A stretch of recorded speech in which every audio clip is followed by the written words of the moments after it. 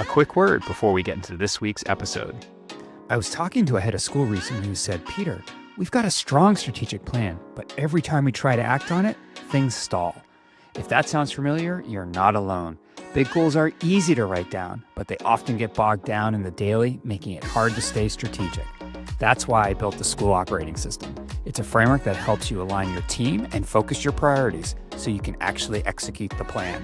We work alongside you to extrapolate a one-year plan from your existing strategic plan, break it into 90-day sprints, and design a much more effective meeting rhythm that moves your team closer to your strategic vision every single day. And that's just the start. We support much more to help you build the operational infrastructure your plan needs to succeed. If you're serious about making traction this year, let's talk.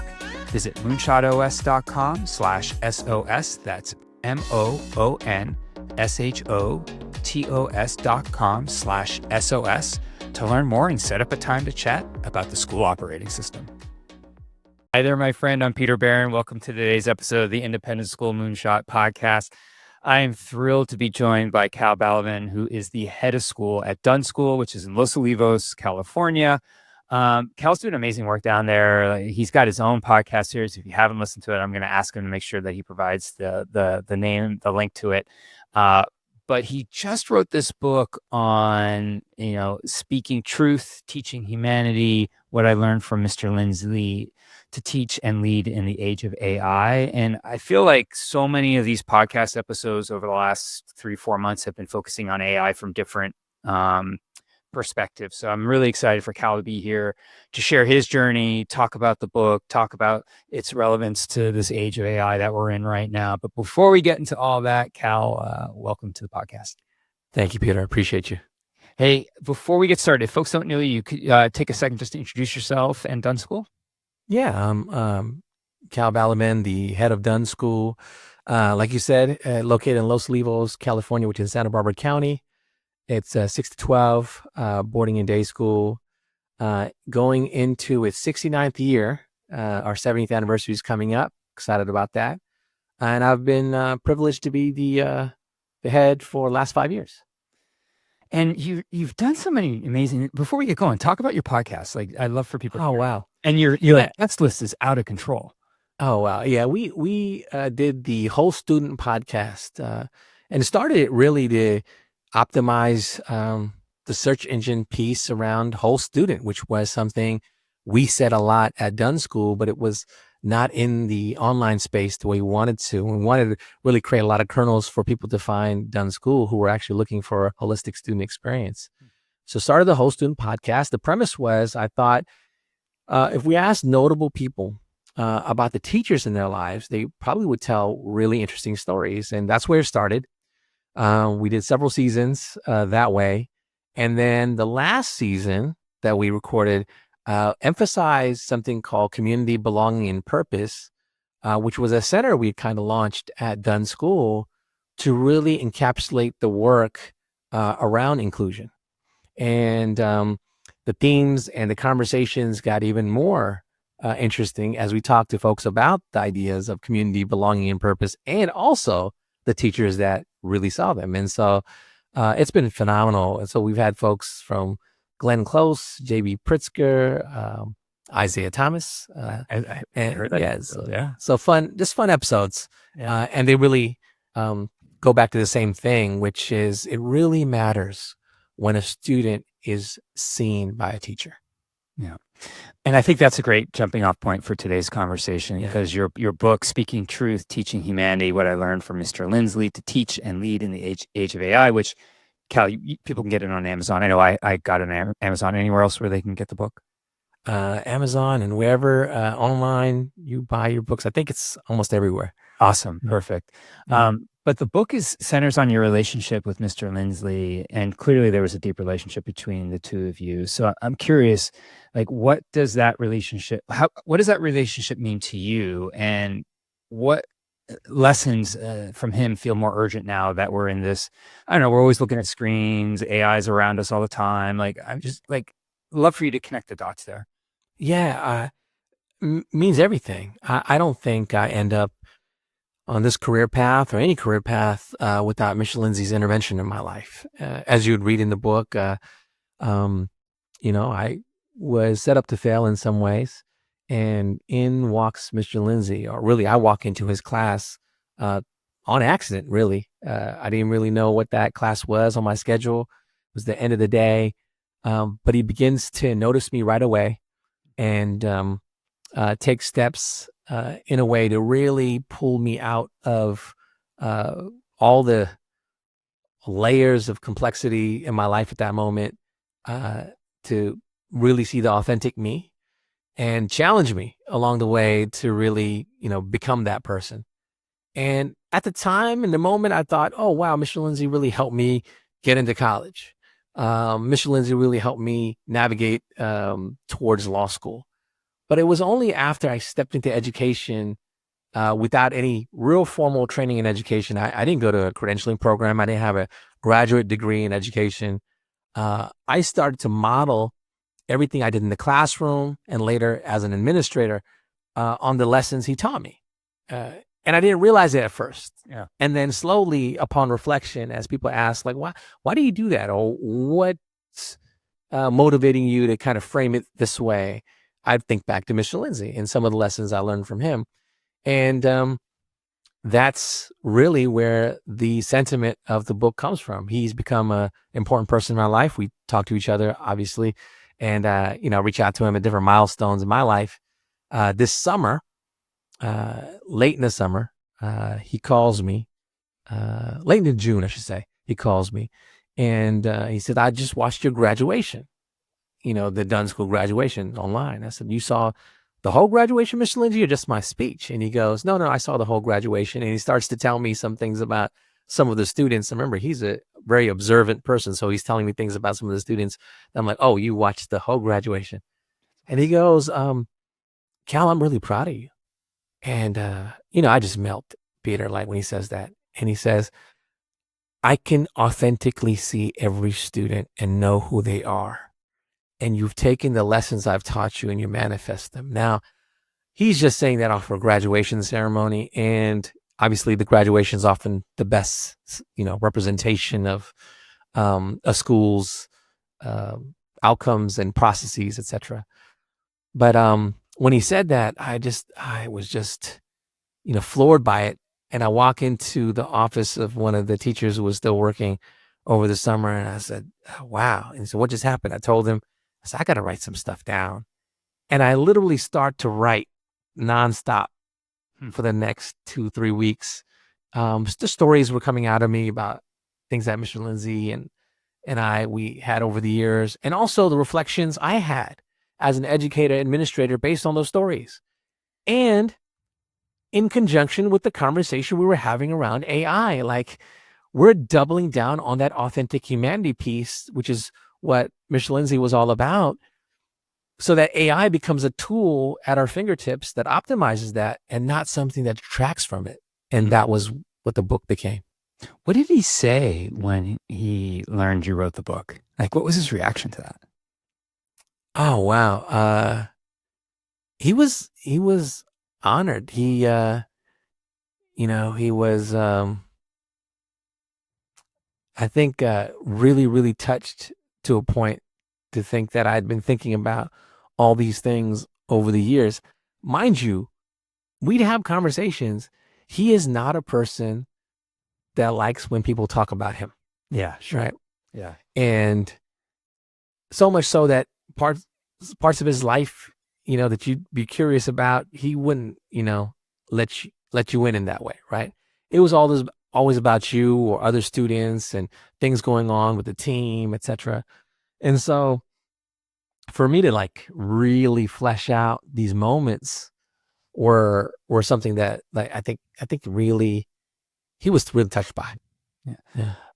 As you were working on the book, at what point did you make the connection between like the authenticity and building deep relationships and the important work that goes there, and then the efficiency that comes with AI? Because it's super easy to get caught up in the efficiency piece. Like, I mean, I certainly have, there's no question, but the human component to life is, paramount. So like, how did you make that connection? It was a really interesting yes and for me. So here's Mr. Lindsay, who when I first met him, we were in classroom 152. If I remember, it's 152 or 151. I feel like it's 152. And it's a regular classroom, not all the tools at your fingertips. He didn't have any computers or things in the classroom. There are obviously trophies on shelves that the students won throughout the year as he taught rhetoric and speech and debate and forensics. And he was arranged in the back of the room. We were arranged to face each other. All of his classrooms always were like that. And that was it. And then, the team saw a lot of success. And the success led to the school building a phenomenal new classroom space. The technology was there, practice rooms, etc. But that didn't change his pedagogy. It just furthered it. And so for me, in terms of AI, it was like, okay, here's a tool that can further what we should be doing, as opposed to detract us from, the process by which we are who we are. And so the epiphany for me, Peter, was like really reflecting on the idea of AI like, a calculator, a scientific calculator. It lets you do so much more advanced math, right, by having that as a tool. And schools that may have, been like, no, don't use a calculator, right? They kind of hindered themselves from going to a more advanced space in thinking as a result, right? So for me, that's how I approached it. But what was really interesting was that I saw a lot of schools thinking about AI in terms of the challenge it presented. And what's really interesting to me was that these schools still saw themselves as informational economies. And we ceased to be that ever since encyclopedias didn't matter anymore. And this is back when we were in high school, right? And so, quite frankly, what schools provided was something I'd like to call more relational economy. The idea of like really being mirrors to reflect back to students who they were becoming, that authentic self. Yet, in this same time period, think about all the schools that doubled down on being IB and AP and college preparatory to a fault, right? The idea that, it's outcomes driven, etc.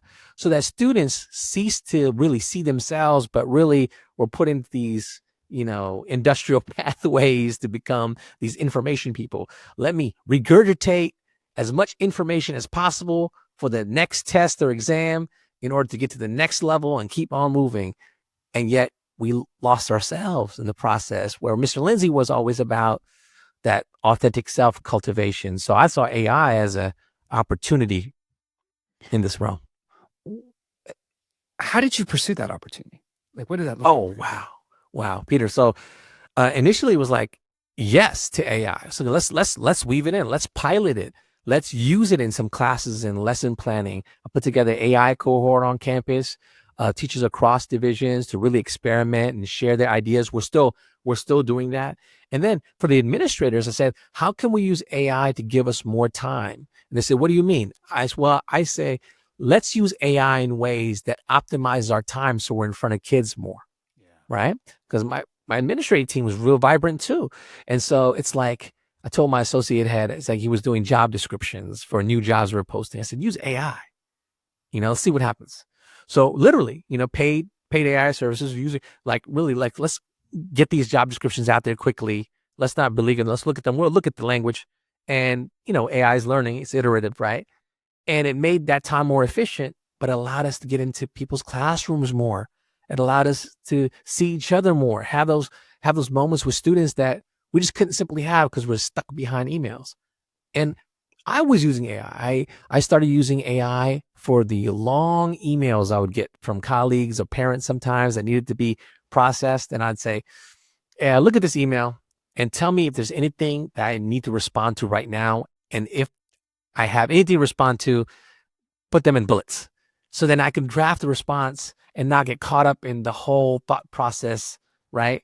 To let someone know that they've been heard, and then ask for an appointment so we can have a conversation and not do it over email. Yeah. And it just took a lot of stress and pressure off of my plate and allowed me to be with people more. And now a word from our sponsor. Leading a school today can mean juggling a dozen different systems across offices, finance, fundraising, marketing, enrollment, and academics, all pulling your attention in different directions. At Blackbaud, we believe it shouldn't be that way. That's why we built Blackbaud's Total School Solution. It's a fully connected solution designed for private and independent school leaders who want a clear view of their entire operation. From tuition to transcript to donation, you get one ecosystem, one login, and one source of truth. This isn't about more software. It's about smarter strategy. When your systems work together, you spend less time chasing down data and more time leading. Want to see what Blackbaud's Total School Solution could do for your school? Visit blackbaud.com. That's BLACKBAUD.com to learn more. I really appreciate that mindset. What I have found with AI, and you just, I thought, just beautifully articulated it, is it can buy you back 1%, 2%, 3%, maybe 4% of your time. And if you can build a culture around a lot of those kind of tasks that you just got to do, they take time, they're not necessarily strategic, but they are important.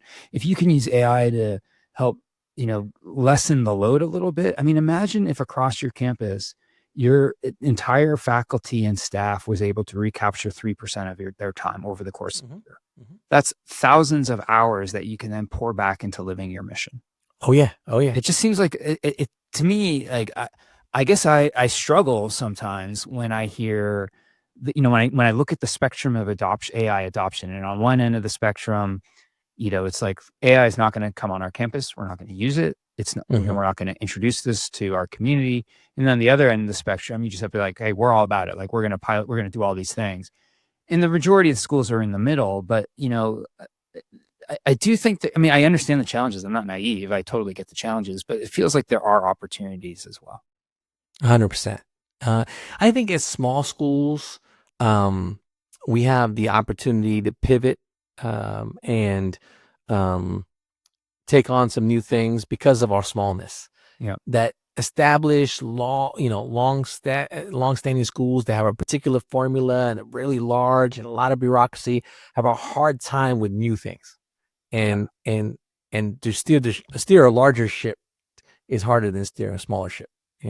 Agreed. But then, I have a ninth grader and a daughter who's a first year in college. And I look out in 4 years for my daughter and I have no idea what this job market is going to look like. Mm-hmm. I do know that AI is going to impact it in some way. Mm-hmm. And then I look at my son who's 8 years away and I'm like, I could not even begin to tell you what it's going to be like for him when he goes into the market. So, look, this stuff is going to it's already becoming pervasive. It's in everything, right? Like you lift up your phone. It's AI's powering your phones now, amongst other things. So there's a responsibility that I believe we have in order to help kids navigate these things.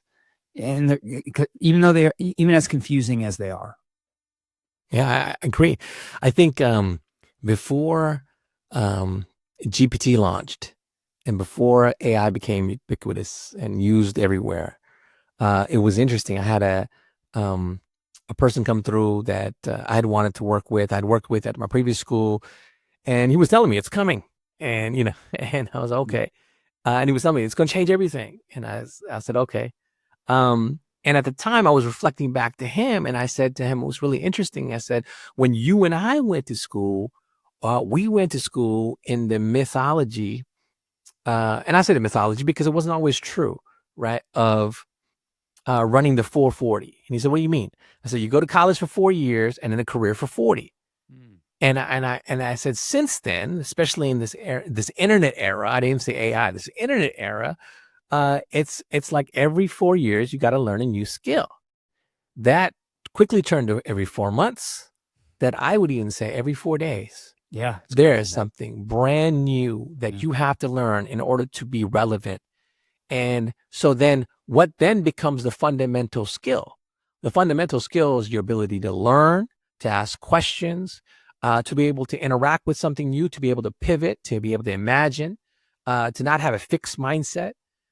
Those become fundamental skills. So if you're like, oh, okay, if that's the case, then AI is not challenging my educational outcome. In fact, it can help optimize those things because that's the world we're living in. Yeah, it is fast, right? The world is fast. It doesn't seem like it's slowing down at all.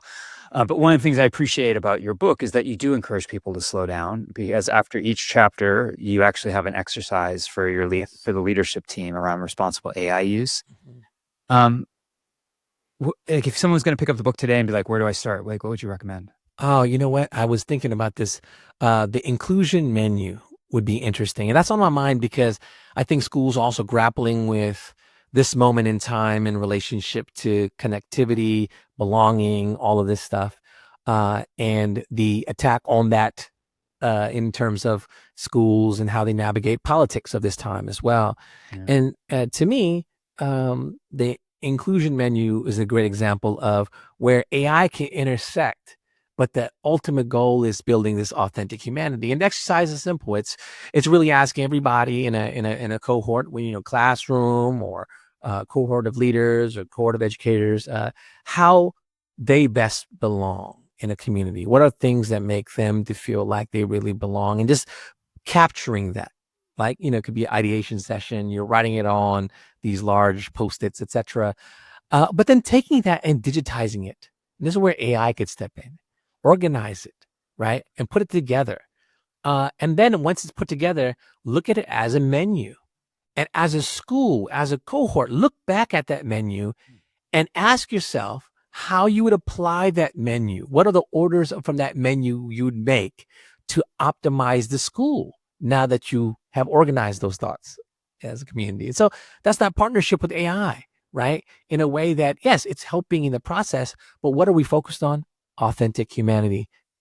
Yeah. What a cool exercise to kind of figure out where do you invest your energy.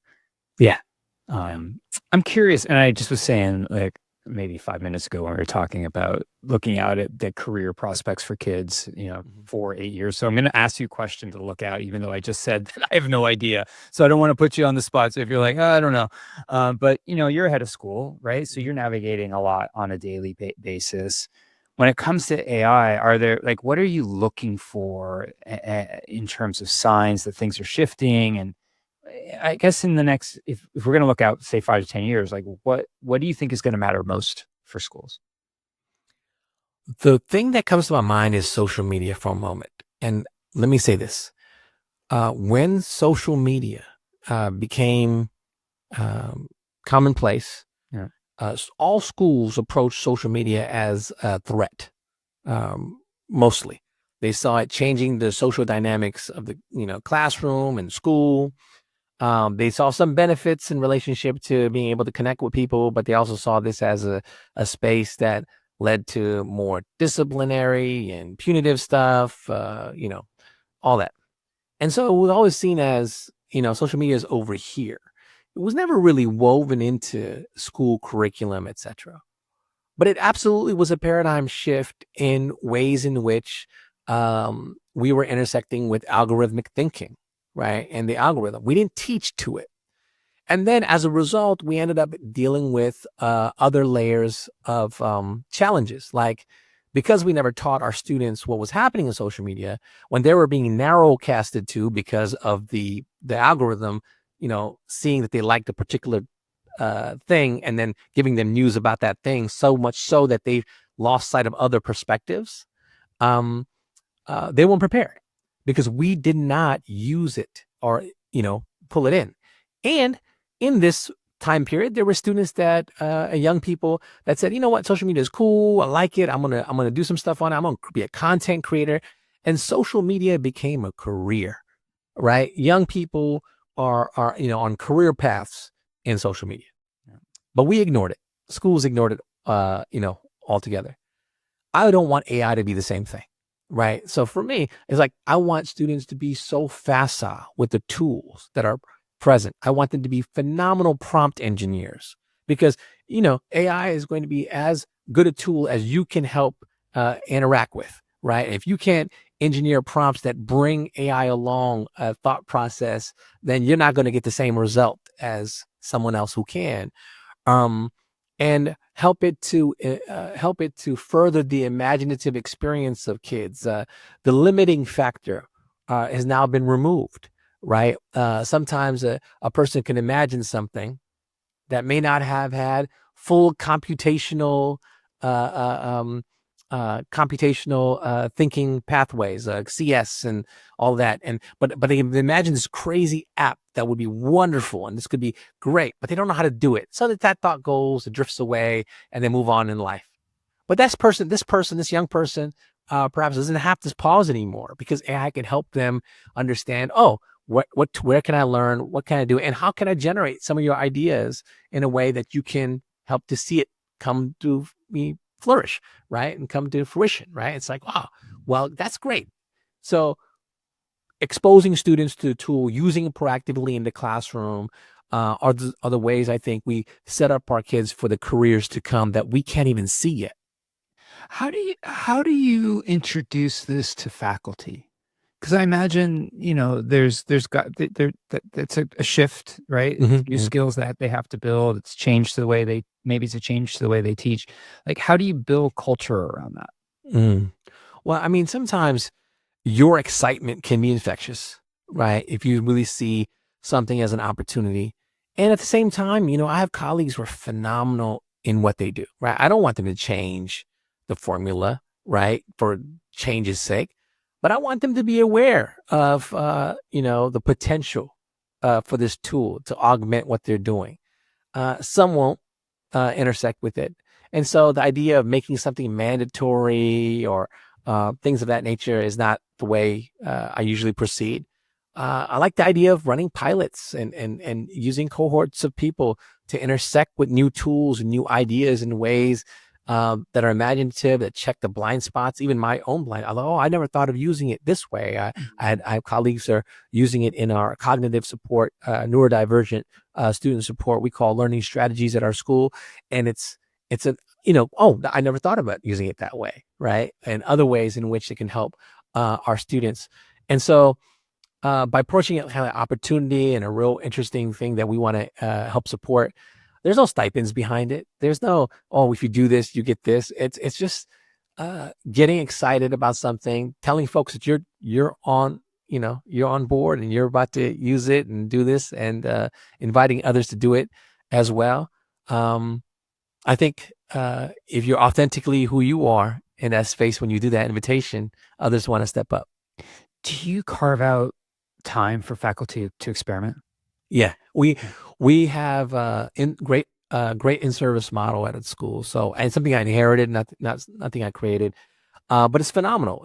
Many in-service days throughout the year to really do deep dives into whatever we think is a priority, and then there's time throughout the year and opportunities like we get together. The AI cohort, incidentally, is meeting tomorrow at lunch in my office to just talk about what we've learned about the last few weeks of experimenting with AI in our classrooms and in our workspaces. And so it's been fun. And then sharing, like having time and giving time for social connection, but also sharing what's going on in our classrooms. So we do that as well. And that's been a wonderful addition to like being able to talk about things that excite you and excite your colleagues as a result. Cal, I guess this journey with the book started, you said in June when you had the conversation with Mr. Yeah. And so now, it's only October, right? So hasn't been a lot of time. So you've processed a lot in a short amount of time. What's the thing that, between writing the book and understanding its lessons as it relates to ethical use of AI and, all the things that we just talked about, like what's the thing that surprised you the most?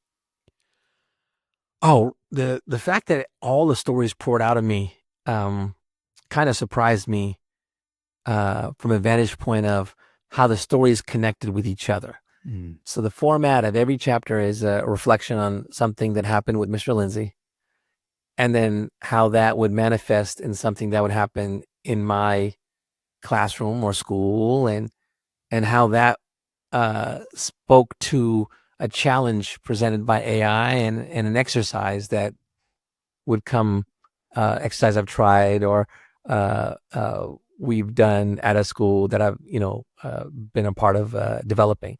And so like, that was the format. And I thought as the stories from Mr. Lindsay would come easy, right? I was jotting them down. I kind of had 12 stories that just came to the surface. I was surprised by how forefront of mind the connective stories were, and how quickly the exercises came to mind that related to it. And so it really was written in a short amount of time. But I feel like in my mind, with everything we were doing at Dunn School, was writing it for the last 4 years. Yeah, I love that.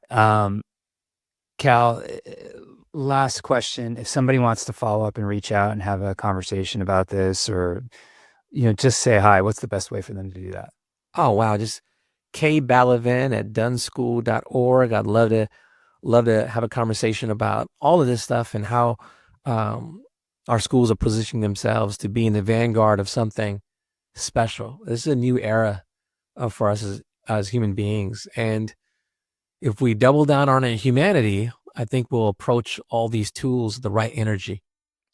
That's terrific. Hey, Cal Balaven, the head of school at the Dunn School in Los Olivos, California, and author of Speaking Truth, Teaching Humanity, What I Learned from Mr. Lindsay to Teach and Lead in the Age of AI. Thanks for coming on the show. I appreciate it. Thank you, Peter. Appreciate you.